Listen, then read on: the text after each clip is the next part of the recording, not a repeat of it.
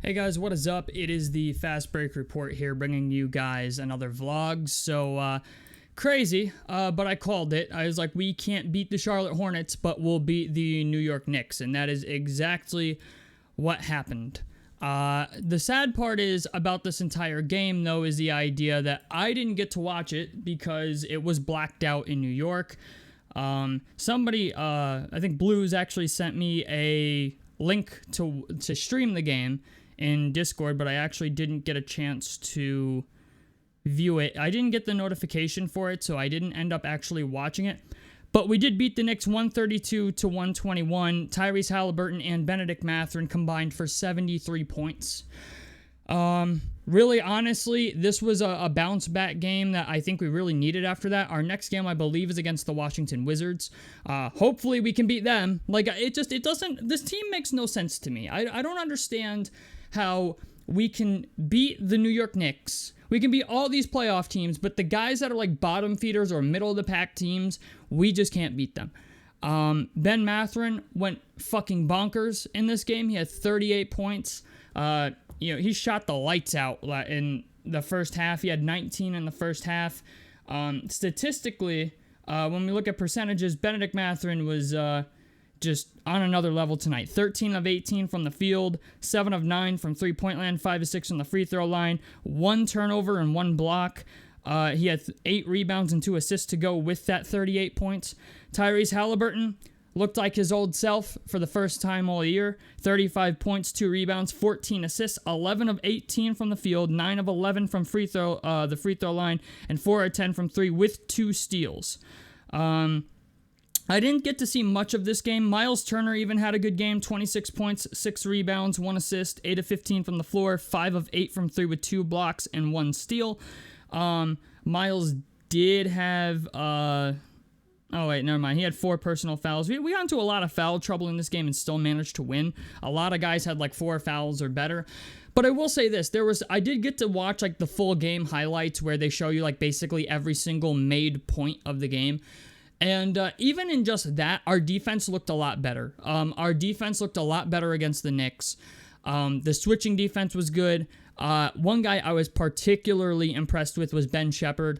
Ben Shepherd, even his off-ball movement, everything like that just looked really, really good. I'm going to be honest, this may be a little bit of a hot take, but I kind of think Ben Shepherd should be in the starting lineup at the starting 2 guard. And the reason I say that is because he provides a level of three-point shooting and defenses that this team desperately needs. I understand Benedict Mathurin is maybe not a 3, or, you could do, Benedict Mathurin at the 2 and Ben Shepherd at the 3, and then have Pascal and Miles. But I will say this, Benedict Mathurin has been playing out of his mind to start the season, and I don't think Aaron Nesmith is getting his starting spot back. I hate to say that, but I think at this point, Benn Mathurin has kind of solidified himself as the starting 2 guard or starting 3, whichever Rick prefers. But last night was definitely a much needed win. They scored almost 30 points in every single quarter. And I think they even scored 40 points in the fourth quarter. So I hate games like this because it makes it look like the Pacers are back, and then they'll come out next game and play like shit. So I'm not quite sure what the deal is going to be. We'll have to wait and see what the next game brings, but there was a lot of good stuff in this game. Tyrese Haliburton in the fourth quarter hit a bunch of clutch jumpers. Down the stretch, it was like Haliburton, Benedict Mathurin, and Miles. And Haliburton finally, once he got it going, I was like, yeah, like there is the guy who led the league in All-Star votes last year for the East. You know what I'm saying? Out of all the guards, like last year at the All-Star break, Tyrese Haliburton had the most votes of any guard in the Eastern Conference. He was number 1 in All-Star voting. And I was starting to get a little bit besides myself. I was like, yo, is Tyrese ever going to return to his former self? We've been hearing rumors now that he's got, the hamstring, and then there was a hip injury, then there was a back injury. So it's like we really didn't know what to think. All we know is like Tyrese Haliburton is banged up. That's all we know. And then last night against the Knicks, he really turned it on.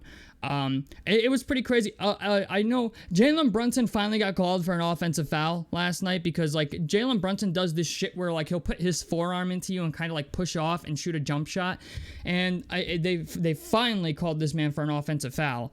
But it's just the idea, like, it was a good game. You know what I'm saying? Like, the whole game was good. Jalen Brunson, Karl Anthony Towns, I think even OG Anunoby had a decent game. But we outplayed them. You know what I'm saying? It was finally, like, we finally beat a team of, like, some substance. You know what I'm saying? If you look at the next, OG Anunoby had 25, Karl Towns had 30, Jalen Brunson had 33, and Josh Hart had 16 and 10 and 6. Jalen Brunson had 33 and 10 and 6. But it's just the idea. Last night, the Knicks' depth really hurt them. Last night, I think, was like the first night that we saw where depth, like as soon as the backups came into the game, they just started losing whatever momentum they had. And to be honest, that's going to be the story for the Knicks. That's why I don't think they're like going to get as far in the playoffs as people think. Yes, they are in the contender conversation just because of their starting five. But the idea that it's like every time that one of the starters comes out, like especially if Karl Towns comes out, like if Karl Anthony Towns comes out, for whatever reason, like they're rebounding, everything just goes down a hill. You can rely on Brunson, you can rely on Anunoby. Yes, they do have Mikal Bridges, but it's just the idea, like, you have to have something outside of your starting five, and the Knicks really don't. They have Miles McBride, who's a good player. Even like Miles Bridges Mikal Bridges last night played terrible. He had 8 points, 7 rebounds, shot 4 of 11 from the field. Jarris Walker didn't have the greatest night, but he played 27 minutes, had 6 points, 4 rebounds. He shot 2 of 9 from the field and 2 of 7 from 3 with 2 steals and a block. TJ McConnell only played 15 minutes, but last night, like, it seemed like starters versus starters for most of the night, and we were just the better team last night. I'm hoping at some point NBA League Pass will put the game on NBA League Pass so I can actually watch it. That's the crappy part about League Pass is, like, the games are blacked out, but usually 4 hours after the game is over, they put the recording of the game up on League Pass for people to watch, and they still have not done it, and it's 12 o'clock noon the next day. So I don't know if that's a feature that they just did away with, but it's just the idea. I do want to watch this game, but I did see the highlights, and the highlights looked really good. So hopefully this means the Pacers are back. I'm hoping it means that because I'm going to be honest, it's a little depressing to watch this team go out there and beat Boston and beat Dallas and beat New York, but then they lose to like a banged up 76ers team, and then they lose to the Charlotte Hornets, right? While they've also got a shit ton of injuries. And we had a lot of guys that didn't play in this game as well. Nesmith didn't play. Nembhard didn't play. Who else? Obi Toppin was out for this game. We have essentially almost no backup centers. So the idea that we won this game, I think it was a bit of a statement win. And I like that because, especially living in New York, if we would have lost this game, I would have heard it at work on Tuesday. So I'm glad that we won this game. I think this was a big win for this team. Benn Mathurin is... I actually have a parlay for Benn Mathurin to win Most Improved Player of the Year, and I actually think he's going to do it. He's had a terrific start of the season. The rebounding numbers are up, and that's one thing he's gotten a lot better at. I will say that Benedict Mathurin has gotten a lot better at rebounding. Like even on defense, like the improvement is... It's there, but it's not like super crazy noticeable. Like you can just tell he's giving more effort on both ends of the floor when it comes to rebounding, when it comes to defense, even passing. Miles Turner's become a more willing passer. Believe it or not, Siakam didn't have a great game last night, and we still managed to win. So I don't know. You know what? I'm happy about it. I'm glad we won. But, I don't have any more crazy takes about this game. I did see Tyrese Haliburton's like one-footed three-point shot, which was fucking ridiculous. But we shot the three very, very well last night too. Like, some nights we have it going where like we just hit every single three. And then there's other nights where we have it where, we don't hit a single three at all. And in this particular game, we shot 48% from three. The Knicks shot 28% from three. They did not stand a chance from the three-point line. We shot 21 of 46, and they shot 7 of 25. Even from the field, they shot better than us, but the rebounding total was all right. It was 39-32. When it comes to fast break points, we destroyed them. I mean, it was 19-6. So turnovers was even. Our biggest lead was 14. Theirs was 10. So yeah, you know, all in all, good game. It was a good game. It was nice to see. Just the entire team playing well last night. They seemed like last night was the first night I think I saw where they really looked like they were all on the same page. For a while, in the past, it's like we've seen to start the season where it's like, yeah, there's moments where they looked like a cohesive unit, but last night it looked like they finally gelled. It finally looked like they either really went hard in practice earlier yesterday, or they finally figured out what was going wrong.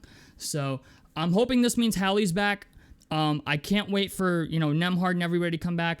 Honestly, I don't even know if this is a hot take, honestly, but I kind of think Ben Shepherd should be starting over Nembhard. And I know that's kind of crazy to say because of what Nembhard provides to the starting lineup, but I don't like Nembhard next to Haliburton. I feel like they're both point guards. And yeah, Andrew Nembhard is... I've always said Andrew Nembhard is a great value Drew Holiday. He's not Drew Holiday, but he's got the ability to be like a Drew Holiday. And even though that would be awesome for this team, I just feel like he's almost better suited doing something else. I don't know, honestly, a backcourt of TJ McConnell and Andrew Nembhard is a little weird. I understand why they play Nembhard in the starting lineup, because if you're going to have any weakness in your lineup at, starting five or whatever, then, at least at the 2 guard, Andrew Nembhard, it's he plays a position that's not in super crazy in demand. And Andrew Nembhard, I do think, is a decent defender. It's just, I think Ben Shepherd provides a lot of three-point shooting, and I think Shepherd's a better defender than Nembhard as well. That might be a hot take, I don't know, but I think Shepherd is a guy that is quickly earning more minutes in this lineup as well.